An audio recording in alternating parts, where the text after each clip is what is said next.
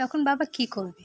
তাই তো বাবা নিজে উদ্যোগ নিল, তার মেয়েকে সে এখন ফ্রেঞ্চ ফ্রাই বানিয়ে খাওয়াবে। আর সেটারই প্রক্রিয়া চলছে এখন। দেখতেই পাচ্ছেন কতটা যত্ন সহকারে বাবা তার মেয়ের আবদার পূরণের চেষ্টা করছে। সকল প্রক্রিয়া করা শেষ, এখন শুধু এগুলোকে ভাজার পালা। এই তো গরম গরম তেলের মধ্যে দিয়ে দেওয়া হলো ফ্রেঞ্চ ফ্রাইগুলো। প্রত্যেকটা মেয়ে তার বাবার কাছে রাজকন্যা, এটা আজকে আবার প্রমাণিত হলো।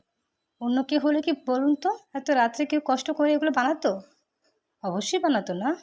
বাবা তো তাই মেয়ের আবদার পূরণ করতে।